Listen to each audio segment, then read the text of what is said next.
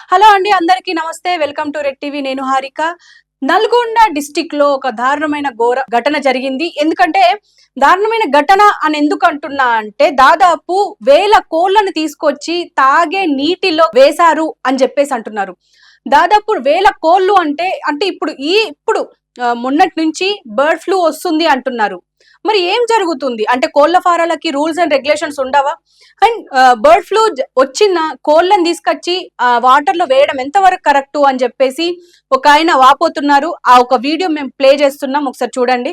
అన్న, ఈ వీడియో ప్రతి ఒక్కరి దగ్గర చేరాలన్న. ఇది నల్గొండ జిల్లా పిఏపల్లి మండలం అక్కంపల్లి బ్యాలెన్సింగ్ రిజర్వాయర్, అంటే తెలంగాణ స్టేట్కి అతి పెద్ద డ్రింకింగ్ వాటర్ ప్లాంట్ ఉన్న ఏరియా. ఇందులో కనీసం కొన్ని వేల కోళ్ళని తీసి ఇల్లేశారు. ఇది డ్రింకింగ్ వాటర్ అన్న. ఈ విషయం మీద తగ్గేదే లేదు. ఈ వీడియో సీఎం దగ్గరికి కాదు, మన జిల్లా అధికారులందరి దగ్గరికి పోవాలి. అట్నే సీఎం దగ్గర కూడా వెళ్ళాలి.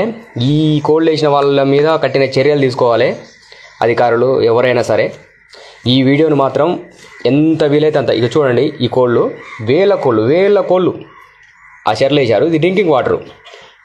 ఈ వీడియోని అందరికి షేర్ చేయరి, ఎంత దూరం అయితే అంత దూరం. చూసారు కదా, దాదాపు అంటే 1000 కోళ్ళను తీసుకొచ్చి ఈ చెరువులో కలుపుతున్నారు. ఈ చెరువు ఊరికే ఉన్నది కాదు, దాదాపు అంటే ఈ నీళ్లు దాదాపు తెలంగాణ స్టేట్ లో పెద్ద రిజర్వాయర్ అని చెప్పేసి అంటున్నారు. అక్కంపేట రిజర్వాయర్ అని చెప్పేసి అంటున్నారు.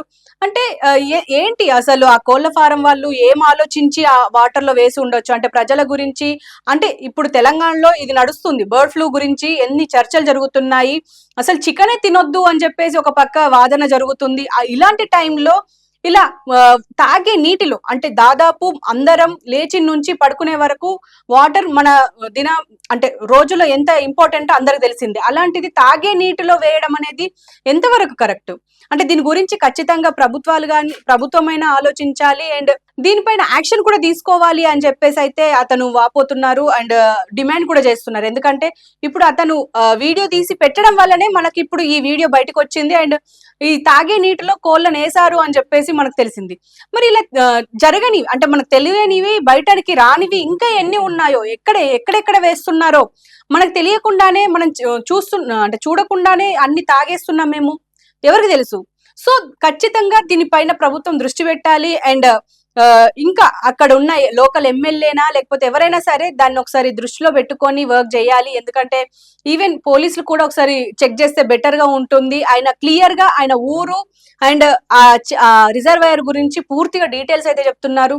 అయితే మరి ఇప్పుడు వాళ్ళకి సామాజిక బాధ్యత లేదా అని ఒకసారి ఆలోచించాలి. ఎందుకంటే కోళ్ల ఫారం వాళ్ళు వాళ్ళ బిజినెస్ దెబ్బతిన్నదియా లేకపోతే ఏదో ఒకటి వాళ్ళు బాధలో ఉండి ఉంటారు. కానీ ఇలా డైరెక్ట్ గా తీసుకొచ్చి చెరువులో అంటే రిజర్వాయర్ లో వేయడం కరెక్ట్ కాదు అని చెప్పేసి అయితే మాట్లాడొచ్చు. అండ్ వాళ్ళ పైన యాక్షన్ తీసుకోవాలి అంటారు, ఖచ్చితంగా తీసుకోవాలి. ఎందుకంటే అంటే కొన్ని కోట్ల ప్రజలు ఇప్పుడు తాగుతుంటారు వాటర్. మరి ఇప్పుడు వాళ్ళందరికీ ఏమన్నా అయితే వాళ్ళు బాధ్యత తీసుకోరు కదా. ఖచ్చితంగా దీని గురించి అందరూ ఆలోచించాల్సిందే. అండ్ ఇప్పుడు ఆ రిజర్వాయర్ ఏదైతే ఉందో దాన్ని క్లీన్ చేయాల్సిన పరిస్థితి ఏర్పడింది. ఎందుకంటే ఇప్పుడు 1000 కోళ్ళు అంటే మామూలు ముచ్చట కాదు. సో ఖచ్చితంగా ఏం చేస్తారు అనేది ఖచ్చితంగా ఎదురు చూడాల్సిందే. మరి ప్రభుత్వ దృష్టికి వెళ్ళాలి అని చెప్పేసి అతను కూడా అడుగుతున్నారు. సో మనం కూడా ట్రై చేద్దాం షేర్ చేసి అండ్ ఇలాంటివి ఇంకా పునరావృతం